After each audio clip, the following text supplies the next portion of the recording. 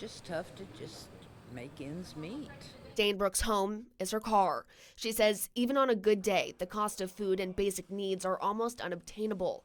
With the pandemic, Stainbrook says she doesn't see how she could possibly afford the essentials. I would say mostly the last 6-8 months, things have just went up just out of sight.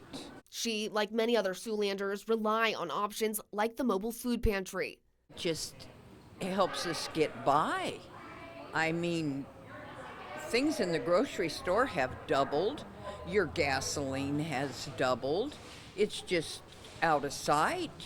You got to have some of this stuff, mostly this fresh produce, to make it, if you want to eat all month.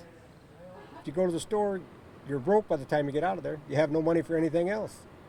The Food Bank of Siouxland is a warehouse that collects food and hands it out to organizations like Voices for Food, who also happens to be the food bank's partner in helping provide fresh, locally grown produce to Siouxlanders, something that the food bank's executive director says is needed here in Sioux City.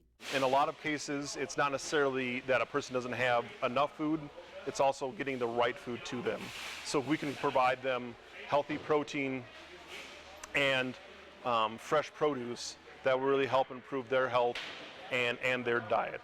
Food insecurity nationally and locally has become an increasingly worse problem as the pandemic imposes many restrictions for millions of families. The USDA estimates more than 11 million children in the U.S. live in food insecure households. Globally, the pandemic could nearly double the number of people suffering severe hunger, totaling more than 250 million people by the end of the year. Just all your expenses are just tough anymore. For Siouxlanders Veradorn and Stainbrook, organizations like the Food Bank of Siouxland is the little light of hope during dark times. You figure it's always going to be here, so yeah, that helps a bunch. All these food banks are helpful. They're giving their time to help other people. That's the best thing you can give.